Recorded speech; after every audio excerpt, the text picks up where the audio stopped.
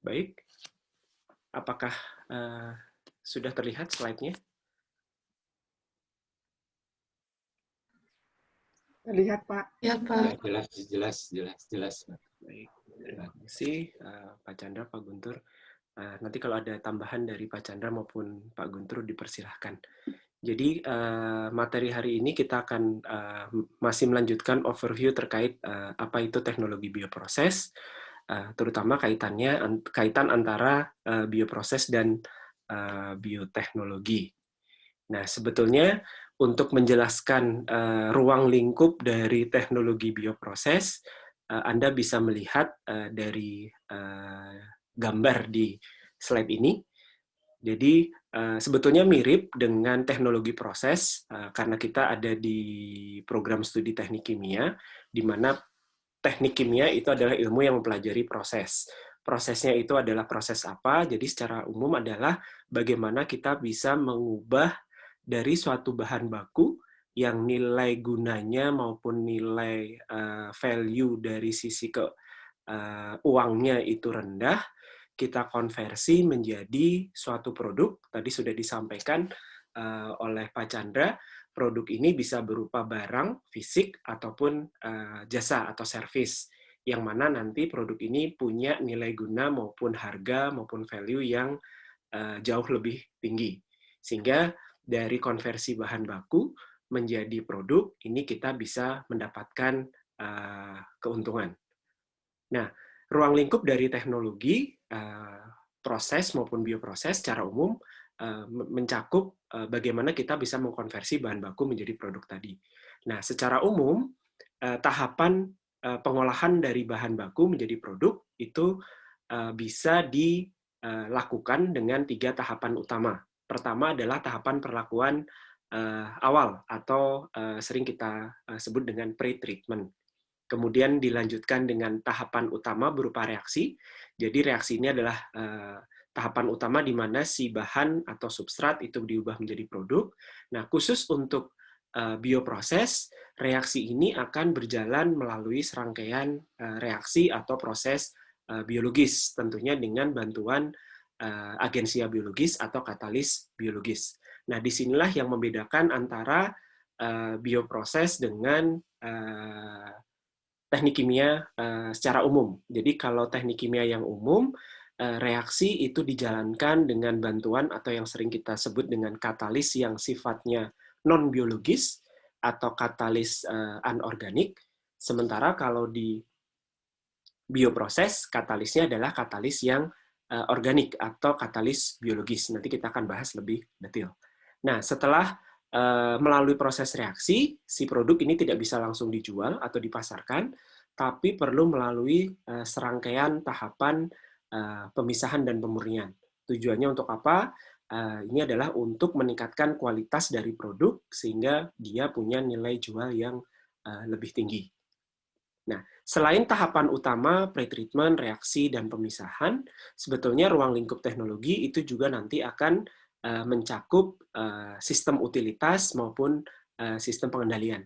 Nah, inilah mengapa kalian sebagai mahasiswa teknik kimia belajar mulai dari mekanika fluida untuk pengaliran bahan, kemudian teknik reaksi kimia ya, untuk yang TKU mungkin dapat teknik reaksi kimia 1 dan 2, kalian dapat teknik reaksi kimia plus reaktor bioproses atau bioreaktor, kemudian nanti dapat kuliah terkait pemisahan, baik di kuliah peristiwa proses pemisahan, dan khusus untuk yang bioproses itu nanti ada proses hilir, industri bioproses. Kalian juga belajar sistem utilitas dan sistem pengendalian. Jadi ini memang ruang lingkup dari teknologi bioproses secara menyeluruh seperti ini. Oh ya, nanti kalau ada pertanyaan silahkan langsung nyalakan mic dan ngomong atau ketik di chat ya. Nah, kalau membicarakan masalah teknologi bioproses, ini akan erat kaitannya dengan yang namanya bioteknologi. Jadi mungkin kalian juga sudah sering mendengar istilah bioteknologi. Ini istilah yang diambil dari kata bios dan teknologi. Bios artinya hidup, teknologi itu secara umum artinya adalah ilmu terapan. Jadi sebetulnya ini memang bioteknologi ini adalah bagaimana ilmu dan rekayasa, prinsip-prinsip ilmu dan rekayasa itu digunakan atau diterapkan untuk apa? Ya tadi, untuk mengolah suatu bahan baku, untuk diubah menjadi barang maupun jasa. Nah, spesifik dengan menggunakan agensia biologis atau katalis biologis. Nah, bioteknologi ini bukan ilmu khusus ya, tapi lebih merupakan ilmu atau aktivitas yang memang terintegrasi dari beberapa disiplin ilmu. Jadi mulai dari mikrobiologi, biokimia, genetika, rekayasa kimia, maupun rekayasa bioproses atau rekayasa biokimia. Nah, tadi kita bicara terkait agensia biologis. Nah, jadi agensia biologis ini adalah katalis yang nanti akan membantu konversi bahan baku menjadi produk. Nah, untuk bisa menjalankan proses konversi, tentunya kita menginginkan katalis dalam kondisi yang seoptimal mungkin. Atau si agensia biologis ini, dia memiliki sifat-sifat yang sangat menguntungkan bagi proses konversi tadi. Nah, untuk mengoptimalkan atau untuk memperbaiki sifat-sifat dari katalis biologis, sebetulnya ini dipelajari di beberapa keilmuan. Jadi penggunaan maupun pengoptimalan dari si agensia biologis ini sebetulnya dipelajari di beberapa jenis keilmuan. Makanya teknologi bioteknologi itu merupakan aktivitas multi disiplin ilmu ya. Jadi mulai dari mikrobiologi tentunya, karena salah satu agensia biologis itu adalah mikroba. Kemudian karena mikroba itu atau sel secara umum itu bisa ditingkatkan sifatnya dengan cara memperbaiki gen dari si sel tadi, maka ini juga dipelajari di genetika.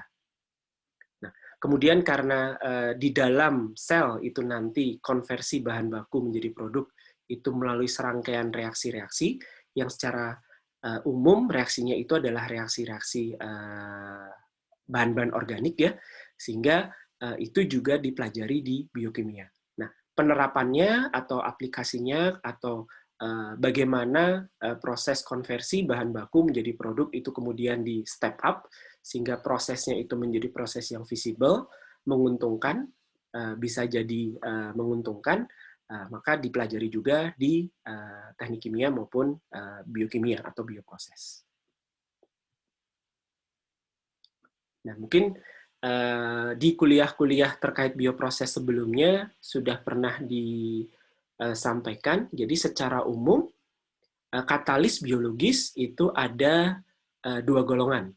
Satu adalah sel. Sel ini adalah makhluk hidup, sehingga nanti dalam proses konversi tadi, dia bisa tumbuh, memperbanyak diri, atau berkembang gitu ya. Nah, ini ada dibagi dua lagi, yaitu yang pertama adalah sel mikroba, yang penerapannya itu sering disebut dengan teknologi fermentasi. Jadi, kalau kita mendengar istilah teknologi fermentasi, itu lebih atau ini membicarakan terkait bagaimana sel mikroba itu digunakan untuk konversi tadi. Sel mikroba sendiri kalian masih ingat ya, ada bakteri, ada ragi, ada jamur. Nah, selain sel mikroba, sel hidup ini adalah sel hewan atau tumbuhan. Nah, tentunya karena namanya sel, ini adalah bagian dari hewan atau tumbuhan yang memang sudah dipisahkan, tapi masih dalam kondisi hidup. Nah, ini yang sering atau aplikasinya itu disebutnya sebagai teknologi tissue culture atau kultur jaringan. Nah, ini adalah sel. Nah, jenis kedua dari katalis biologis itu adalah enzim. Nah, enzim sendiri ini sifatnya tidak hidup. Jadi dia adalah bahan organik yang memang dia didapatkan atau diekstrak gitu ya, bisa dari mikroba maupun dari tanaman atau hewan gitu ya, tapi sudah dipisahkan. Tapi ketika sudah dalam kondisi terpisah, dia sudah tidak bersifat hidup. Jadi aplikasinya memang akan lebih mirip dengan katalis non-organik. Jadi hanya saja sifatnya adalah organik, dia diperoleh dari bahan hidup. Nah, aplikasinya ini sering disebut dengan teknologi enzim. Nah, untuk di bioproses atau di lab mikrobiologi dan teknologi bioproses sendiri, memang karena penggunaan jenis-jenis sel ini membutuhkan ketentuan-ketentuan tertentu ya. Jadi memang baru aplikasi dari sel mikroba dan aplikasi dari enzim yang bisa dilakukan. Memang belum ada penelitian di lab mikronya TK yang menggunakan sel hewan dan tumbuhan, karena memang sel hewan dan tumbuhan ini dia memerlukan kebutuhan khusus. Oke, itu dari katalisnya. Kemudian dari produknya. Tadi sudah disinggung bahwa produk itu bisa berupa barang fisik maupun servis atau jasa. Nah, produknya contohnya ini tidak terbatas pada yang ada di sini saja. Jadi memang bisa berupa makanan, mungkin kalian sudah tahu ya, kira-kira bahwa produk-produk bioproses itu akan banyak di makanan, minuman, obat-obatan, kemudian bahan-bahan kimia, tentunya yang organik ya, biochemicals. Kemudian, nah sebetulnya salah satu yang bisa didapatkan dari penggunaan agensia biologis adalah di pemurnian logam. Jadi biasanya ini dilakukan, ini istilahnya adalah melewati proses leaching ya, bioleaching atau pelindian secara mikroba atau ya secara mikrobiologis.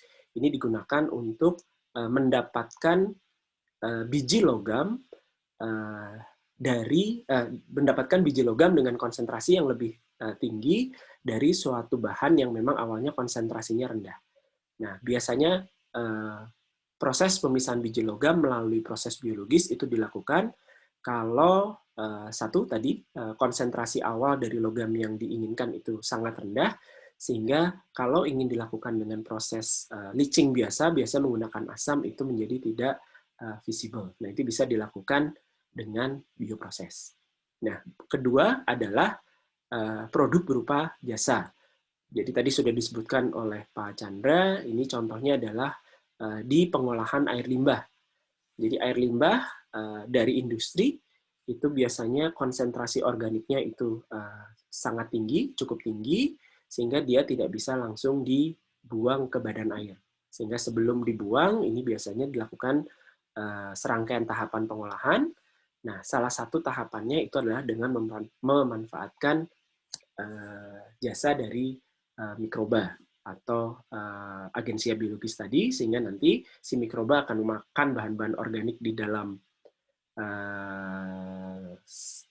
limbah, kemudian nanti kandungan organik di dalam air limbah itu akan turun, sehingga air limbahnya bisa dibuang ke badan air. Selain itu juga dalam proses pemurnian air, jadi air untuk konsumsi atau air untuk kebutuhan tertentu di industri itu juga bisa ditingkatkan kualitasnya atau pemurniannya dengan menggunakan agensia biologis. Nah, mungkin yang perlu diingat di sini adalah kalau berbicara dengan kalau kita membicarakan istilah bioteknologi, ini sebetulnya tidak harus atau agensia biologisnya itu tidak harus direkayasa. Jadi tidak selalu proses yang berbasis bioteknologi ini menggunakan mikroba yang hasil rekayasa. Memang sebagian dari sel itu ada yang direkayasa tadi ya untuk meningkatkan kemampuan konversi, tapi tidak selalu berkaitan dengan rekayasa genetika. Nah, bioteknologi itu juga belum tentu berkaitan dengan kegiatan atau aktivitas yang menggunakan bahan-bahan hidup, terutama dengan agrofood atau agroindustri ya. Jadi belum tentu pengolahan bahan hidup, jadi misalnya pengolahan hasil perkebunan atau pengolahan hasil pertanian itu memanfaatkan bioteknologi. Atau kalau kalian mendengar istilah bioindustri, jadi bioindustri ini sebetulnya ini adalah industri yang memanfaatkan bahan-bahan hidup tadi. Tapi prosesnya sendiri belum tentu memanfaatkan agensia biologis. Jadi kata kuncinya memang pemanfaatan si agensia biologis dalam konversi bahan menjadi produk. Nah, jadi kalau Anda mendengar istilah bioindustri, dia atau industri ini tidak selalu merupakan industri yang berbasis pada bioteknologi. Nah, sekarang Anda lihat secara umum industri bioteknologi atau industri bioproses ini adalah tadi ya menggunakan agensia biologis untuk mengkonversi. Nah, ini secara umum Anda bisa kelompokkan menjadi beberapa jenis industri berdasarkan jenis industrinya ini dibuat yang namanya apa ya istilahnya warna industri atau sering juga disebut dengan pelangi industri karena setiap jenis industri itu diberikan kode warna tertentu. Misalnya untuk industri farmasi ini adalah di warna merah. Untuk industri kimia maupun industri energi di warna putih, pertanian hijau, jadi yang memang mendekati jenis industrinya ya. Kemudian makanan itu dinamakan industri biotech yang kuning, kemudian jasa itu abu-abu. Nah, contoh produknya. Contoh produknya di sini adalah kalau untuk industri farmasi, Anda pasti sudah banyak mengenal ada yang namanya antibiotik. Jadi antibiotik ini adalah golongan terbesar produk dari industri farmasi. Tapi selain antibiotik, sebetulnya nanti ada yang namanya hormon. Salah satunya misalnya adalah steroid. Kemudian ada yang namanya vaksin. Vaksin ini adalah virus yang sudah dilemahkan sehingga nanti bisa digunakan untuk memacu atau memancing dari sifat antibodi dari tubuh. Nah, selain hormon, vaksin, antibiotik, itu juga enzim, kemudian enzimnya yang memang digunakan untuk farmasi ya tentunya, kemudian ada yang namanya agen diagnostik. Jadi ini semacam zat yang memang dia bisa bersifat sensori atau mengidentifikasi, dia bisa bereaksi dengan zat kimia yang dihasilkan oleh tubuh, di mana nanti kalau orang dengan penyakit tertentu atau orang dengan gangguan genetis tertentu itu bisa dikenali dari menggunakan agen diagnostik tadi. Nah, yang umum juga industri bioproses itu adalah di golongan bahan kimia dan energi. Jadi ini mungkin secara umum bedanya dengan farmasi. Kalau farmasi ini satu produksi itu berarti kapasitas produksi dari pabriknya atau jumlah persatuan. Jadi kalau kita bicara kapasitas produksi, ini biasanya dinyatakan sebagai massa dari produk per satuan waktu ya, misalnya ton per tahun gitu.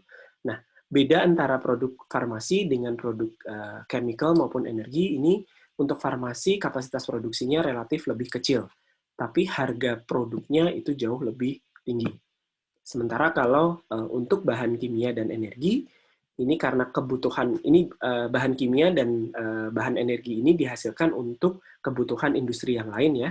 Nah ini memang kapasitas produksinya itu lebih besar, jauh lebih besar, terutama untuk bahan yang sifatnya adalah bulk. Misalnya etanol atau aseton atau butanol ini banyak digunakan untuk industri-industri yang lain. Kalau ada juga yang bahan organik yang fine ini kapasitas produknya lebih kecil, tapi relatif harganya masih lebih rendah daripada yang produk farmasi. Ini contohnya adalah enzim untuk keperluan industri, bahan parfum misalnya. Kemudian yang anorganik itu adalah yang tadi enzim yang digunakan untuk leaching, kemudian energi ya untuk bahan bakar. Kemudian untuk pertanian, contohnya macam-macam. Jadi misalnya adalah makanan ternak, kemudian vaksin, kompos, pestisida, tapi yang biopestisida, kemudian mikroba yang bisa mengikat nitrogen yang digunakan untuk menyuburkan tanah, kemudian sel tanaman, mikoriza ini juga untuk penyuburan tanah, kemudian kultur jaringan yang digunakan untuk meningkatkan produksi pertanian. Misalnya padi dioptimalkan genetikanya sehingga nanti panennya lebih cepat, produktivitasnya lebih tinggi, dan sebagainya. Kemudian yang makanan. Nah, makanan ini banyak sekali contohnya. Dan kita tahu teknik kimia sudah punya teknik pangan juga yang memang berfokus pada bagaimana bahan pangan itu bisa ditingkatkan mutunya melalui serangkaian proses ya. Jadi produknya itu bisa berupa susu, daging, minuman beralkohol, kemudian ragi roti, aditif makanan, beberapa jenis makanan novel. Jadi untuk misalnya untuk dibawa pada kondisi yang ekstrim ya, misalnya dibawa keluar angkasa dan lain sebagainya, kemudian asam amino, vitamin, glukosa, fruktosa, dan sebagainya. Nah, untuk industri jasa tadi sudah disebut, digunakan dalam proses pengolahan air, pengolahan limbah, kemudian bisa juga untuk oil recovery ya, jadi untuk memisahkan minyak, jadi kalau kita ngambil minyak dari dalam tanah, itu biasanya kan dia nyampur ya dua fasa antara minyak dengan air. Nah, ini untuk meningkatkan recovery dari minyaknya, ini biasanya ada teknologi yang namanya enhanced oil recovery ya. Nah, ini enhanced oil recovery itu biasanya dibantu juga dengan bantuan mikroorganisme. Baik, ada pertanyaan dulu sampai di sini? Silahkan.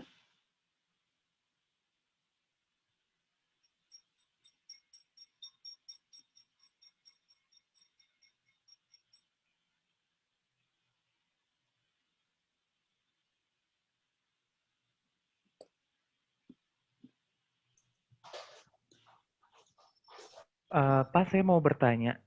Ya, silahkan. Untuk yang tadi bulk chemicals itu kan ada beberapa yang emang sudah di cover sama melalui proses yang bukan bioteknologi. Untuk produknya sendiri, apakah bisa dijual dengan harga pasar yang sama atau memang mungkin dari segi harga lebih mahal gitu karena prosesnya lebih ekspensif gitu. Mungkin bisa ada bayangan gitu dari jenis industri bioteknologi ini, apakah harganya bisa bersaing gitu, Pak? Oke, pertanyaan yang bagus. Memang sebetulnya kalau bulk organik ini memang ada yang sudah dijalankan dengan bukan secara bioproses ya, jadi prosesnya kimia biasa. Ada, ini contohnya etanol. Nah, memang kalau bicara masalah harga, jadi nanti memang akan satu bergantung pada harga bahan baku dan harga operational cost dari si proses tadi. Jadi operational cost kan tidak hanya muncul dari bahan bakunya saja ya, tapi nanti dari misalnya dari utilitasnya, dari tadi ya dari proses pre-treatment-nya seperti apa, reaksinya seperti apa, kemudian nanti proses pemisahan dan pemurnian seperti apa. Nah, nanti itu akan salah satu komponen yaitu yang tadi operational cost itu akan mendikte dari harga produk. Tapi harga produk itu tidak hanya ditentukan oleh operational cost-nya saja, tapi juga akan ditentukan oleh harga pasar. Jadi tergantung industri yang membutuhkan bulk organik ini, satu dia kebutuhan atau ya kebutuhan akan kualitas bahan bulk organiknya seperti apa. Nah, biasanya yang didapatkan dari secara bioproses itu dia punya kualitas atau konsentrasi yang lebih bagus. Kemudian yang kedua, harganya memang akan relatif lebih mahal. Nah, ini nanti yang akan mendikte apakah si industri tadi butuh produk ini atau tidak. Maksudnya, kalau memang dia industri penggunanya itu membutuhkan si bahan organik dengan konsentrasi yang mungkin biasa saja ya dari yang bahan yang diperoleh bukan dari proses bioproses. Nah, ini dia tentunya akan memilih yang dari harga yang lebih murah. Jadi ada dua sebetulnya. Tergantung bahan bakunya atau operational cost-nya secara umum. Yang kedua adalah tergantung demand pasarnya seperti apa. Nah, beberapa bahan kalau seperti yang etanol, aseton, butanol, asam organik ini lebih banyak diproduksi secara bioproses, setahu saya ya. Nanti mungkin Pak Chandra bisa menambahkan. Karena memang produktivitasnya lebih bagus. Kemudian kalau dilakukan secara kimiawi itu justru akan lebih kompleks seperti itu. Dari Pak Chandra, apakah ada tambahan, Pak? Ya, jadi memang jadi kalau kita lihat dari contoh-contoh yang tadi sudah diberikan oleh Pak Wawan, memang kalau mau bicara ya pertanyaan tadi siapa yang nanya itu? Ilman ya rasanya. Iya Pak. Jadi kalau hanya bicara harga untung tentang berkaitan kan kalau kita lihat itu ini kan yang paling porsi bioteknologi atau industri bioproses itu terbesar di sini ya. Jadi terbesar di sini karena memang ini adalah pharmaceutical itu kan obat-obatan itu sekarang kan makin banyak yang mengandalkan industri bioteknologi atau industri bioproses. Jadi karena harganya mahal dan kemudian volumenya sedikit, ya, yang berkembang itu di sini, ya, dan kemudian di sini, ya, memang ini adalah volumenya besar, secara nilai tidak boleh katakan nilainya tidak ada karena services. Tapi kan persoalannya adalah ini adalah persoalan lingkungan. Ya, jadi services, jadi yang berkembang di dua ini. Ya, yang berkembang cukup pesat. Nah, persoalannya adalah di bagian yang di sini. Nah, ini pertanyaan tadi. Ya, jadi yang di sini sampai mungkin kalau makanan agak sedikit lain ya, food mungkin yang di tengah, yang antara white dengan green, ya, terutama buat kita mungkin white ya, kalau di kita adalah white. Nah, white ini kan head to head dengan si chemical atau energy itu head to head dengan petrochemical base, ya. Jadi itu adalah persoalannya. Ya, jadi yang di ujung di sini adalah ini sebagian bisa digantikan oleh bahan-bahan yang bukan bahan, jadi sumbernya itu berasal dari fosil. Ya, jadi itu yang kalau mengandalkan kepada keekonomian saja, produktivitas seringkali kalah. Jadi produk-produk white bioteknologi itu kalah dibandingkan dengan yang petroleum base atau fossil base. Ya, jadi kalau dilihat dari sisi itu tadi yang sudah dibicarakan atau ditanyakan oleh Ham dan dibicarakan oleh Pak Wawan. Nah, memang itu adalah tantangan yang terbesar. Dan saat ini kan yang betul-betul sudah itu adalah sebenarnya cuma etanol saja. Aseton, butanol, ya mungkin tetap antara mau milih pakai biological processes atau chemical processes, ya bisa diperdebatkan begitu ya. Nah, asam organik pun demikian, beberapa asam organik kan seperti asam asetat bisa diproduksi, kalah itu dengan proses kimia biasa, itu lebih murah harganya. Ya, jadi memang hal yang berkaitan dengan yang white biotechnology ini, itu tantangannya adalah dengan fosil. Nah, memang ada hal lain yang menjadi pertimbangan pertimbangan yang menjadi bagian yang penting, itulah berkaitan dengan lingkungan. Ya, jadi pemilihannya itu tidak bisa hanya didasarkan kepada harga, ya, jadi tidak bisa hanya ke keekonomian dan keteknikan saja. Ya, jadi tidak, kalau kita memasukkan pertimbangan-pertimbangan lingkungan, yang dimana kita tahu bahwa salah satunya adalah fosil itu terbatas, ya, dan kemudian menimbulkan persoalan lingkungan seperti perubahan iklim, ya, climate change dan sebagainya, ya, gas rumah kaca dan sebagainya. Ya, sebetulnya pergeseran ke arah industri yang berbasis biological process itu harusnya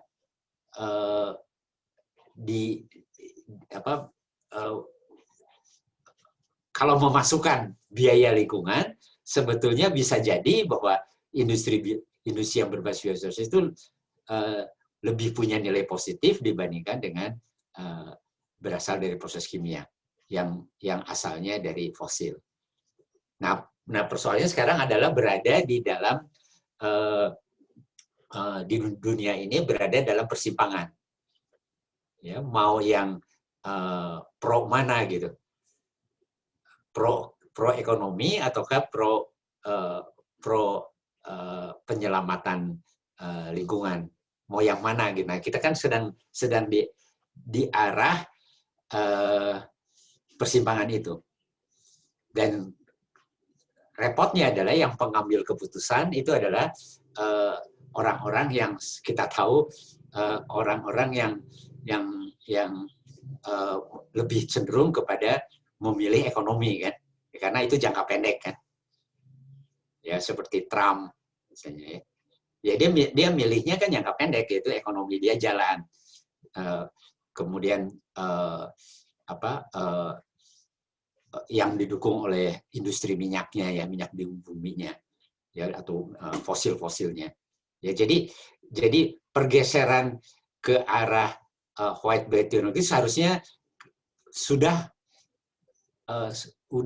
harusnya sih emas harusnya, ya, terutama buat anda ini yang muda-muda ini, karena kan pengaruh lingkungan tuh bukan ke Trump atau bukan ke saya gitu.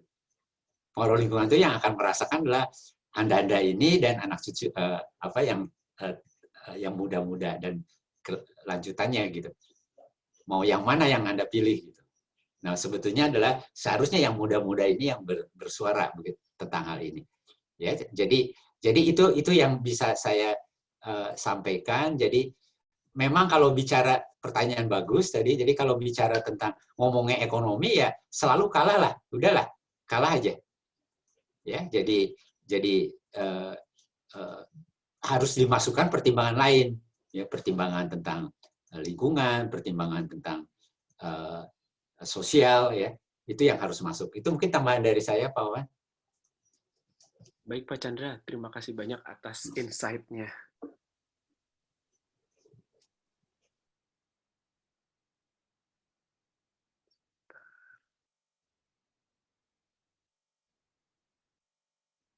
Apakah ada yang mau ditanyakan lagi? Silakan.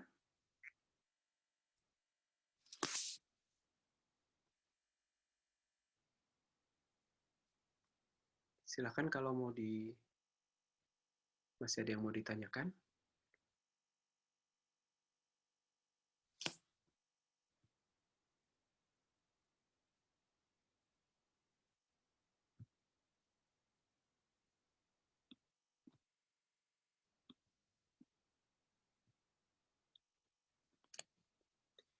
Oke, kalau tidak ada saya lanjutkan ya.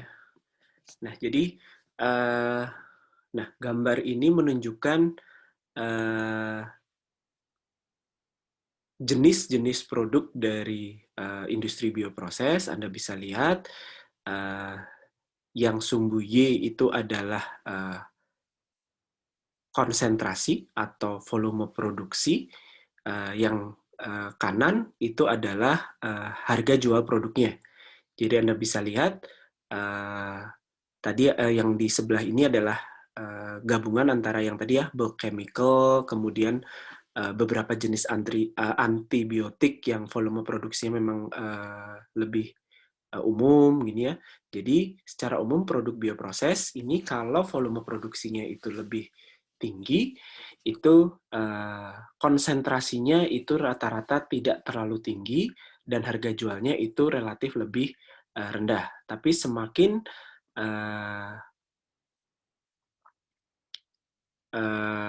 tinggi konsentrasinya, kemudian ini kan log konsentrasi di bahan baku ya. Jadi kalau semakin tinggi konsentrasinya, maka biasanya volume produksinya itu kecil karena memang demand dari atau kebutuhan dari produk tadi itu tidak terlalu banyak, tapi harga jual dari si produk itu menjadi jauh lebih mahal. Jadi kalau Anda bandingkan ini adalah enzim terapeutik ya, jadi enzim yang memang dihasilkan untuk mengetrit itu apa ya, untuk mengobati penyakit tertentu, itu harganya memang jauh lebih mahal daripada antibiotik yang umum digunakan seperti penisilin. Atau enzim secara bulk itu juga relatif lebih murah daripada enzim yang sifatnya adalah enzim terapeutik. Nah, ini adalah contoh-contohnya.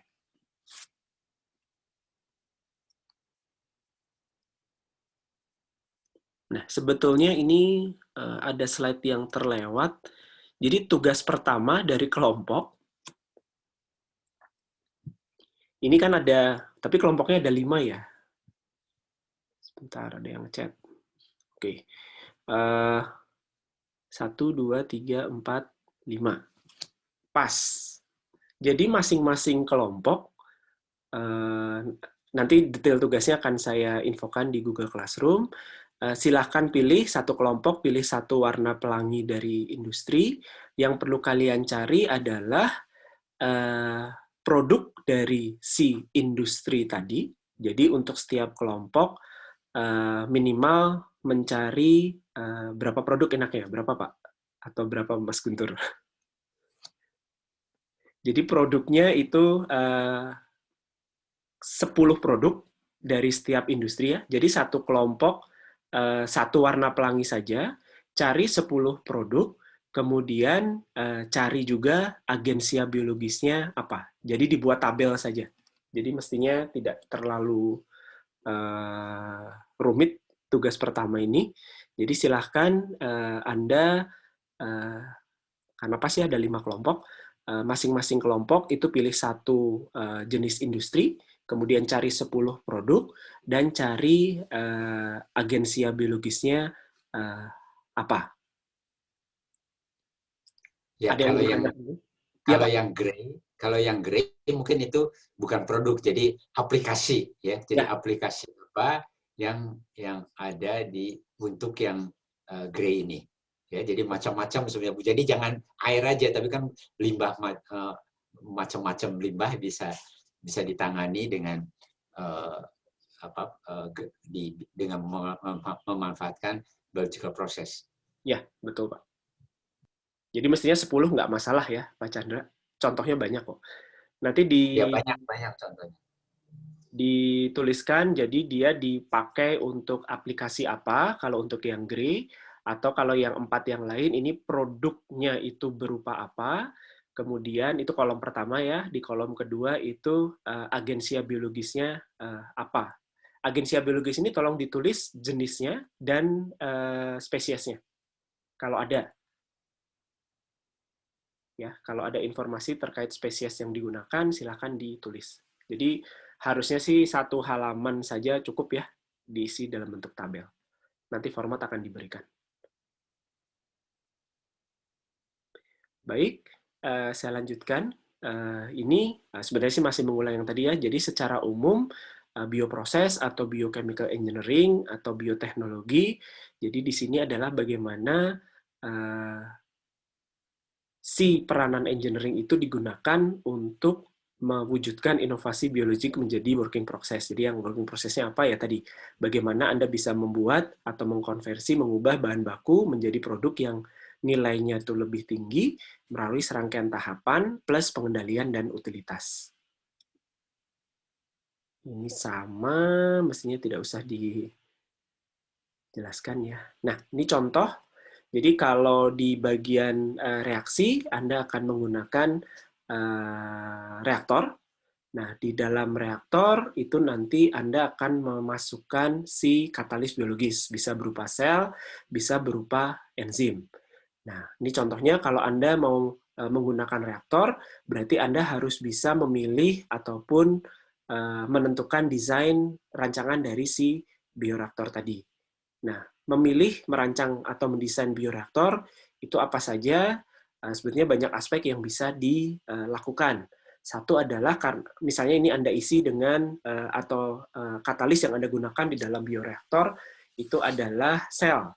Sel itu karena dia akan tumbuh, berarti dia butuh diberikan nutrisi. Nutrisinya itu dilarutkan dalam medium, misalnya medium cair.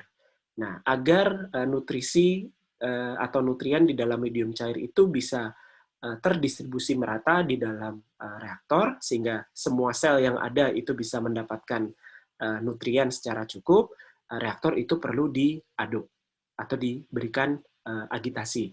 Agitasi itu selain menghomogenkan medium, dia juga bisa meratakan distribusi dari udara yang dimasukkan. Jadi beberapa jenis sel Anda ingat ada yang sifatnya aerobik sehingga dia membutuhkan oksigen. Nah, oksigen ini agar bisa terdistribusi secara merata, agar transfernya bagus, ini juga perlu pengadukan.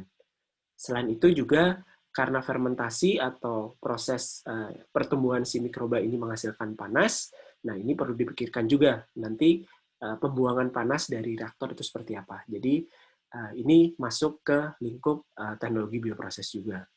Nah, ada suatu kondisi nanti kalau misalnya Anda menggunakan enzim atau sel yang prosesnya mau dibuat continue, sehingga akan repot kalau sel atau enzimnya harus dipisahkan kemudian digunakan lagi. Nah, ini ada sistem di mana sel atau enzim itu diimobilisasi. Dimobilisasi artinya dia dibuat dalam kondisi yang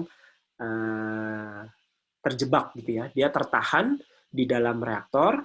Kalau tidak diimobilisasikan, selnya akan terdistribusi atau tersuspensi di dalam medium cair tadi. Nah, kalau terimobilisasi dia akan tertahan. Biasanya dia menggunakan support gitu ya.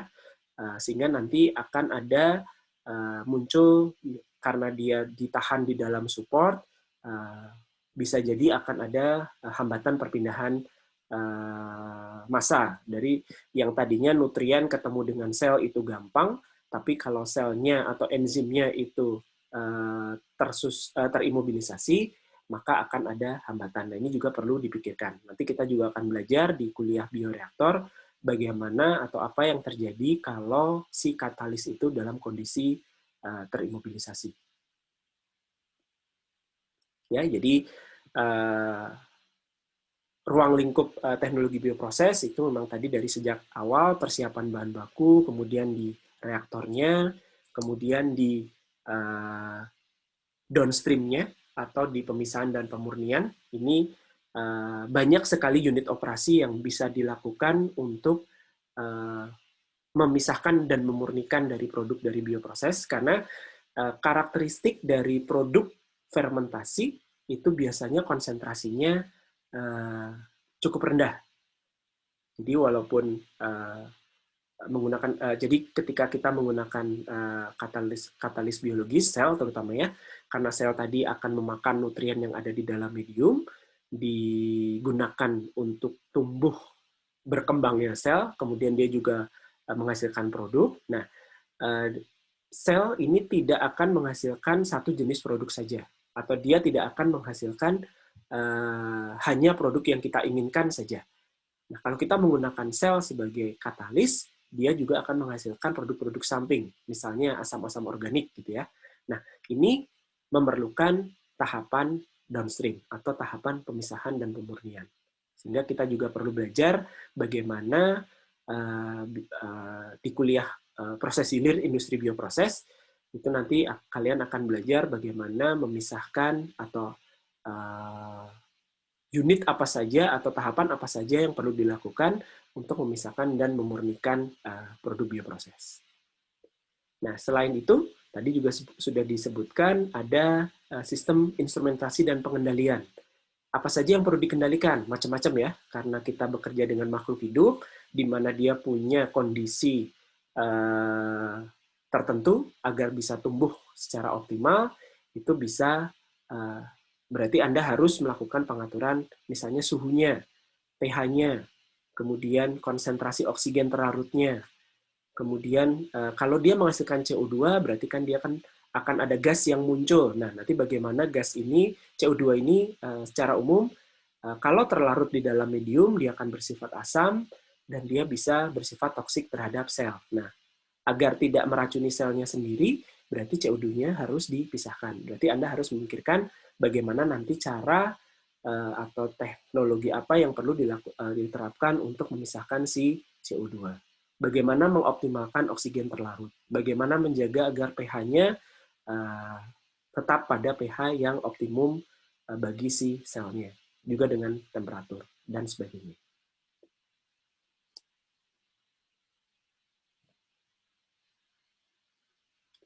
Nah, kemudian di kuliah ini kita juga akan melihat bagaimana proses yang menggunakan agensia biologis kalau dia dikatalisis menggunakan sel dibandingkan dengan menggunakan enzim. Jadi secara umum tadi sudah dijelaskan singkat ya, kalau Anda menggunakan sel mikroba, apa yang akan terjadi pada proses fermentasinya jika dibandingkan kalau Anda menggunakan enzim.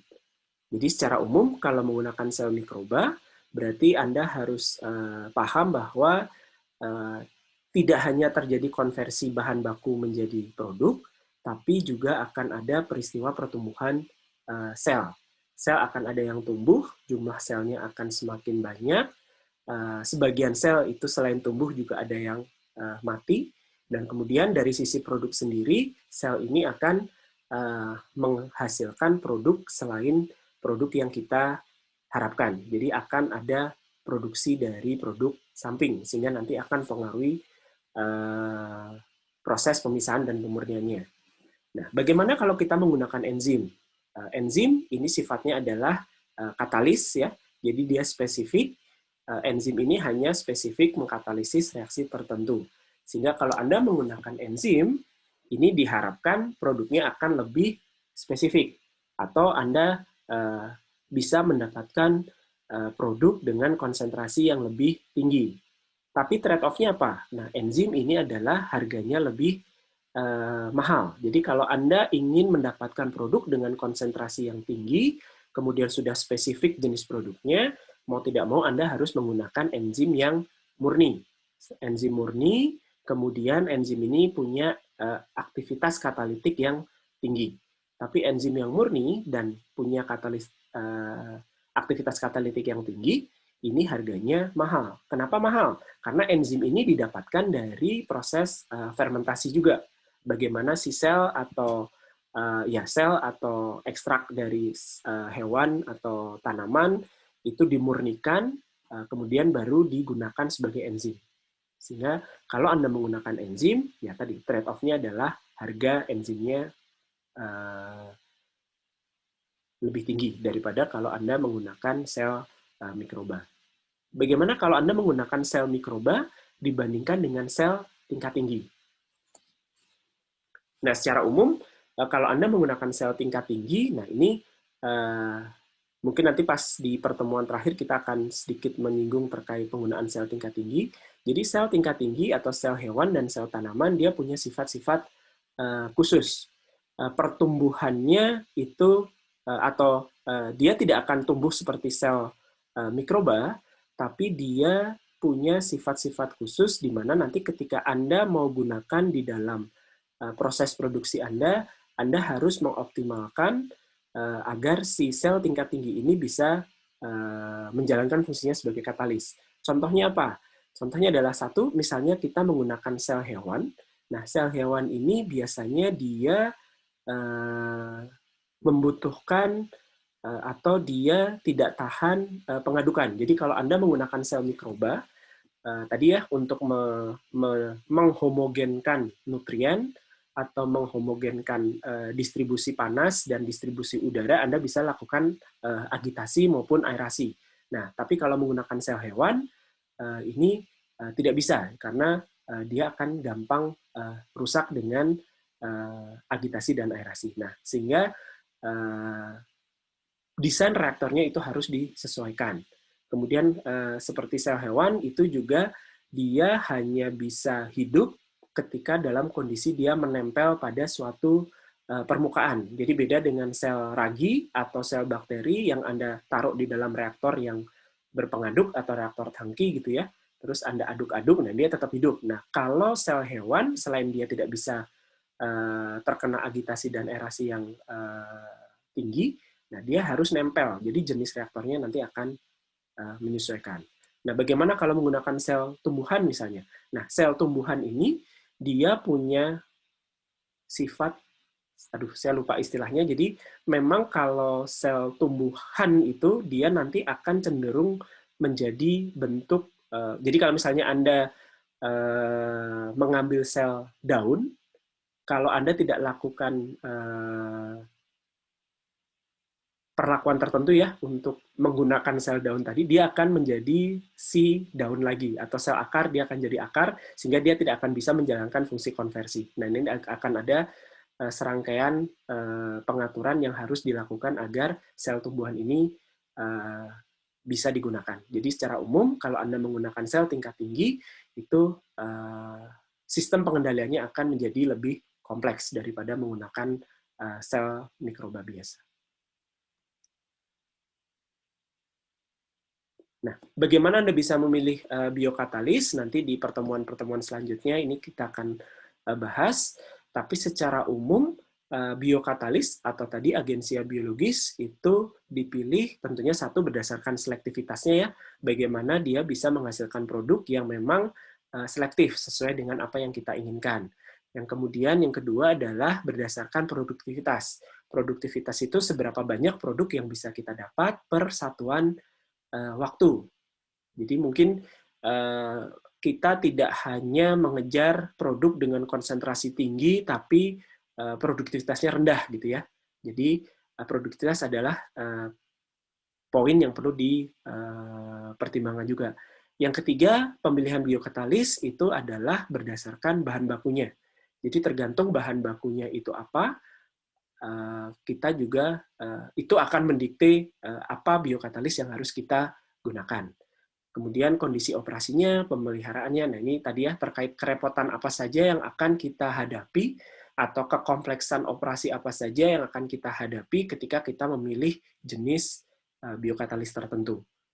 Kemudian yang terakhir yang perlu diperhatikan juga, terutama nanti kalau produk dari si industri itu akan digunakan untuk manusia, itu adalah bagaimana tingkat keamanan dari produk yang dihasilkan. Apakah selain menghasilkan produk yang kita inginkan, si biokatalis ini juga menghasilkan produk yang tidak diinginkan atau produk yang justru bersifat toksik, berbahaya bagi manusia. Nah, ini tentunya dihindari. Jadi secara umum 6 hal ini adalah yang perlu kita perhatikan dalam memilih biokatalis. Oke, ini contoh saja. Jadi salah satu produk bioproses yang cukup banyak digunakan, cukup banyak dikenal adalah antibiotik ya. Antibiotik, kalian bisa cari videonya di YouTube, ada yang menjelaskan terkait perkembangan antibiotik ini. Jadi mungkin ada yang ingat ya, sebetulnya penemuan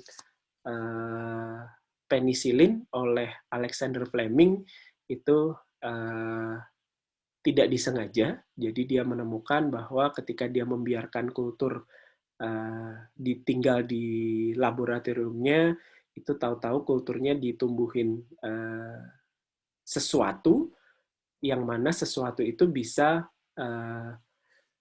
menahan pertumbuhan dari suatu bakteri. Jadi sesuatu adalah jamur, jadi ternyata kultur jamur yang didapatkan itu dia bisa menghasilkan zat yang bisa menghambat pertumbuhan mikroba lain atau bisa menghambat pertumbuhan bakteri yang kemudian dinamakan penisilin.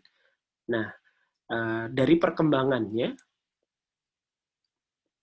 jadi sejak awal atau di awal penemuannya itu konsentrasi dari antibiotiknya itu sangat kecil. Nah, sehingga kalau ingin dipasarkan atau ingin diindustrialisasikan itu tentunya harus ditingkatkan. Konsentrasinya harus ditingkatkan. Ini memerlukan peningkatan konsentrasi yang cukup tinggi ya. Nah, bagaimana Anda bisa menghasilkan produk yang memiliki konsentrasi yang tinggi, tentunya sebelum dilakukan pemisahan dan pemurnian ya. Jadi bagaimana Anda bisa mengoptimalkan proses fermentasi itu secara umum, ada 4 hal yang perlu diperhatikan. Jadi yang pertama adalah menggunakan medium fermentasi yang lebih optimal. Lebih optimal ini adalah yang lebih sesuai bagi si biokatalis itu untuk tumbuh dan menghasilkan produk. Komposisinya diatur, jenis nutrien yang dimasukkan dalam medium itu diatur, konsentrasinya diatur, sehingga nanti si sel atau biokatalis yang akan kita gunakan itu bisa tumbuh dengan baik dan menghasilkan produk yang konsentrasinya lebih tinggi. Kemudian yang kedua adalah dari sisi biokatalisnya, ini kita bisa lakukan pemilihan atau isolasi strain yang memang lebih produktif. Caranya bagaimana? Ada serangkaian cara yang bisa kita lakukan untuk mengisolasi. Nanti di pertemuan selanjutnya kita akan bahas. Kemudian yang ketiga adalah metode kultivasi. Bagaimana kondisi operasi atau kondisi pertumbuhan dari si mikroba atau sel tadi kita atur. Nah, kemudian yang terakhir adalah selnya itu dimuliakan. Jadi memang dari secara genetik kita memilih sel yang sifatnya super gitu ya. Jadi ada cara-cara yang bisa dilakukan untuk membuat agar secara genetik sel ini memiliki kemampuan yang lebih tinggi daripada wild type-nya. Dari Pak Chandra, apakah ada yang mau ditambahkan, Pak? Silahkan, Pak. Ya, saya rasa cukup ya. Jadi memang yang berkaitan dengan tadi antibiotik kan kalau dilihat di awal-awal itu ditumbuhkannya dalam fasa padat, ya. Jadi tadi Pak Wawan sudah menyebutkan itu yang jadi pertama kali ini adalah dilaksanakan dengan fasa padat, dan ini kan sebetulnya 2009 itu terlupakan kan. Jadi setelah Fleming ini tahun berapa itu Fleming itu? Mungkin ke halaman sebelumnya. Nah, ini Fleming ini kan tahun 29, terus kemudian setelah dia pakai itu, setelah dia itu, terus dia tidak ada aplikasinya kan. Jadi setelah itu tidak ada aplikasinya, terlupakan, dia disimpan saja karena nggak ada orang yang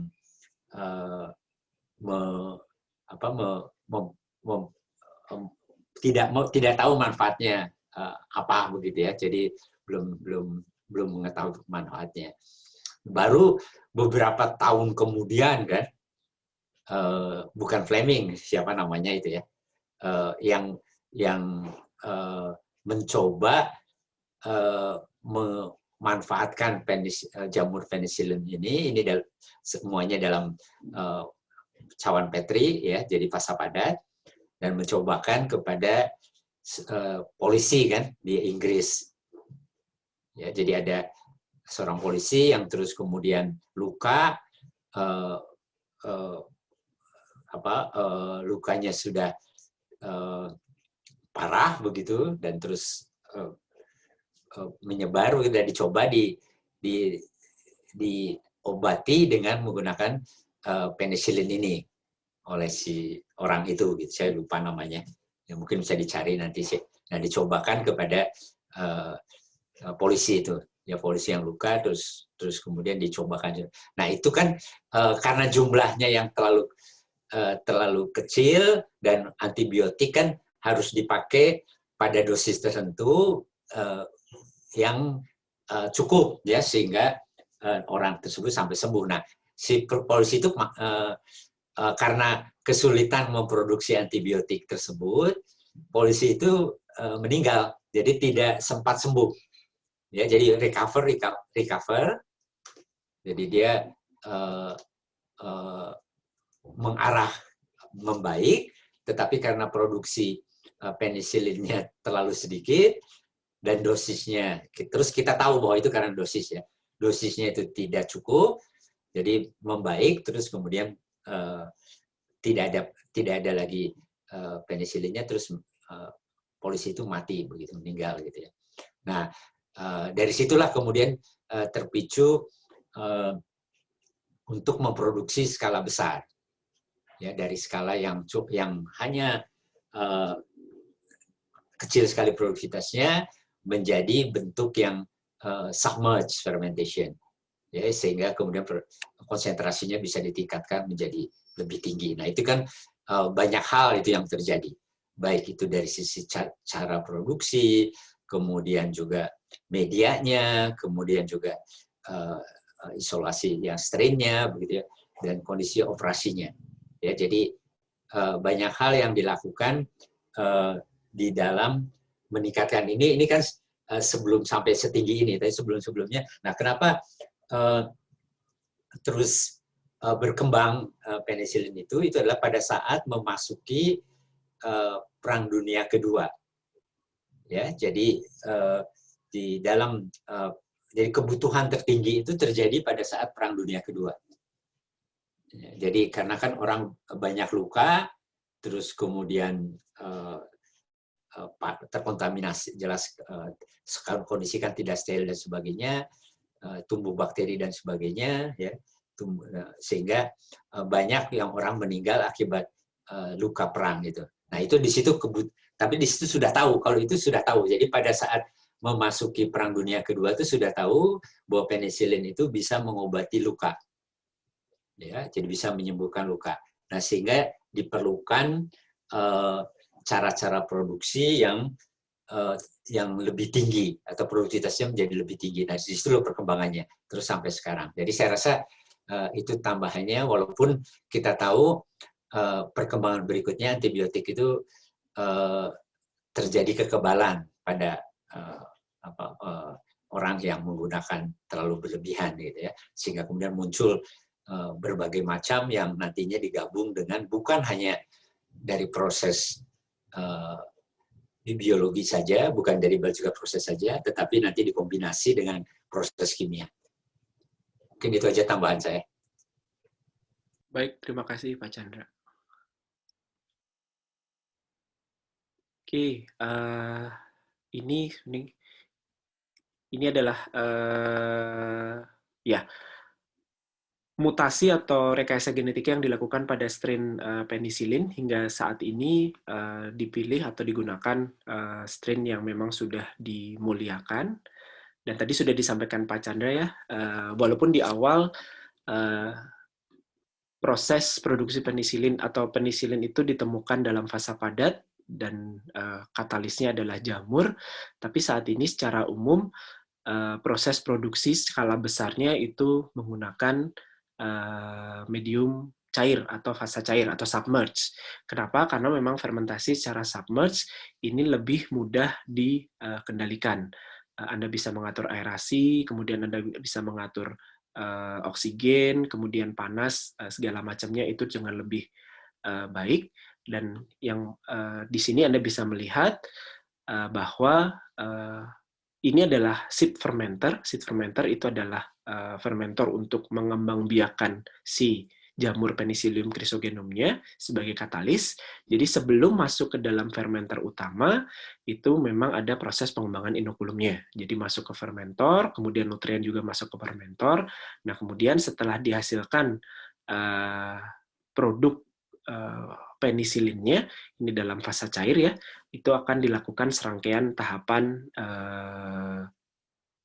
pemisahan. Jadi yang sepanjang ini, jadi ini adalah persiapan inokulum, ini adalah persiapan medium, ini adalah fermentornya, jadi tahap reaksinya jalan di sini, ini adalah persiapan bahan bakunya, kemudian tahapan yang panjang, ini adalah tahapan pemisahan dan pemurnian. Jadi Anda lihat bahwa memang kenapa produk bioproses itu harganya relatif mahal, karena karena tahapan pemisahan dan pemurniannya itu cukup panjang. Apalagi kalau untuk penisilin, ini adalah untuk dikonsumsi manusia, kemurniannya adalah tinggi, nah jadi memang memerlukan tahapan yang cukup kompleks. Jadi mulai dari dipisahkan selnya, kemudian dilakukan penyaringan, kemudian disentrifugasi, diekstraksi, kemudian disentrifugasi lagi, dievaporasi, kemudian diekstraksi, dievaporasi lagi, dan seterusnya. Sehingga nanti bisa mendapatkan produk penisilin dengan konsentrasi yang diharapkan atau yang sesuai dengan kebutuhan pasar. Nah, Anda bisa lihat, jadi ini adalah tahapan setelah fermentasinya selesai, jadi mulai dari memanen dari cairan fermentasi ya, kemudian urutannya secara umum adalah dari sejak pemanenan, kemudian pemisahan zat-zat yang tidak terlarut, ini biasanya memisahkan selnya, kemudian proses isolasi, isolasi adalah untuk mendapatkan si zat yang kita mau, kemudian purifikasi itu adalah untuk meningkatkan konsentrasi dari produk yang kita inginkan, dan polishing adalah tahap akhir, di mana kualitas atau penampakan atau kebutuhan pasarnya itu seperti apa. Jadi Anda lihat, di sini Anda untuk setiap tahapan itu akan terjadi, tentunya terjadi peningkatan konsentrasi ya dari produk yang diinginkan, dan juga terjadi peningkatan kualitasnya. Anda lihat bahwa peningkatan konsentrasi itu akan terjadi paling besar di tahap purifikasi, kemudian peningkatan kualitas itu akan terjadi pada tahap polishing. Polishing ini finishing akhir. Jadi misalnya Anda membutuhkan produknya dalam bentuk bubuk, kemudian kemurniannya tinggi, kemudian bisa dikemas dengan gampang, bisa didistribusikan dengan gampang. Paling itu saja. Terima kasih. Mungkin ini materi untuk hari ini dari Pak Chandra atau Pak Guntur, ada yang mau ditambahkan? Atau dari mahasiswa ada yang mau ditanyakan dulu? Silahkan. Ya, mungkin dari mahasiswa mungkin coba. Sebentar.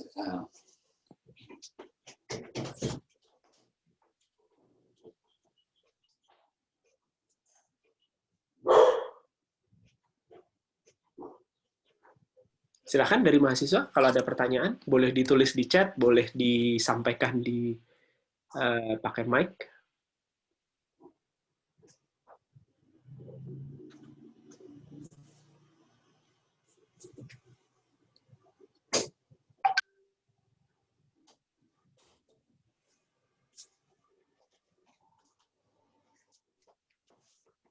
Dari Pak Guntur, Mas Guntur, ada yang mau ditambahkan?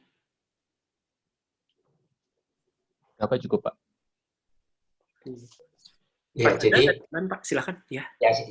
Jadi kalau di yang kebetulan nih saya lagi, jadi kan Fleming menemukan pada tahun 1929 kan ya. Terus kemudian kan tidak menemukan aplikasi praktisnya kan. Nah, sebetulnya baru diketahui aplikasinya itu oleh seorang dari Oxford ya. Walaupun yang namanya Florey, Howard Florey itu tahun 41 sebenarnya yang waktu menerapkan atau mencoba ke seorang polisi itu. Ya, jadi itu pada tahun 41. Jadi 41 udah ketahuan bermanfaat. Nah, kemudian masuk Perang Dunia Kedua, itu yang kemudian memicu kebutuhan penisilin itu mencapai 40.000 liter kebutuhannya. Ya, jadi meningkatnya tajam sekali kebutuhan penisilin itu. Ya, jadi di situ kira-kira tahun 41 itu. Jadi 41 tahu bisa menyembuhkan, ya, kemudian yang mengembangkan itu jadi mungkin ceritanya ya Fleming kan orang Inggris ya, terus kemudian dicoba di Inggris oleh Florey itu, Howard Florey itu dari Oxford. Nah, tetapi tahu bahwa pengembangannya itu aplikasinya itu bermanfaat untuk menyembuhkan luka. Nah, tetapi pengembangan dia menjadi industri itu dikembangkan pada tahun 41 itu di Amerika Serikat. Ya, jadi kan yang pinter bisnis itu adalah orang-orang dari Amerika. Jadi si Florey itu diajak atau dipanggil ke Amerika Serikat, dan terus di situ pengembangannya terus menjadi fermentasi fase yang submerged, yang terendam. Ya, jadi kira-kira itu pengembangannya, mengapa pengembangan antibiotik berikutnya adalah bukan di Inggris tapi di Amerika Serikat. Ya, berkembang menjadi ukuran besar dan sebagainya, itu adalah Amerika Serikat yang mengembangkan. Itu tahun 40 sekian gitu.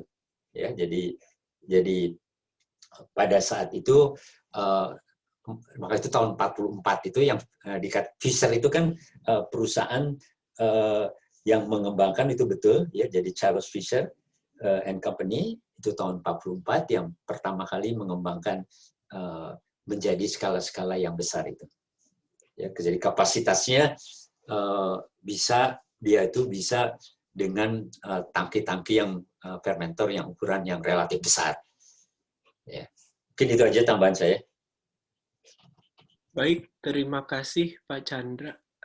Ini berhubung waktunya sudah lewat, mungkin kalau ada pertanyaan bisa disampaikan oleh mahasiswa di pertemuan berikutnya ya. Ini saya dan Pak Guntur harus pindah ke ruangan lain jam 9, Pak, untuk kuliah lagi. Oke, ya udah. Baik, terima kasih pada mahasiswa. Terima kasih juga Pak Chandra dan Pak Guntur atas kuliah hari ini. Sebentar, untuk bukti ini mari kita coba foto bersama saja untuk di capture.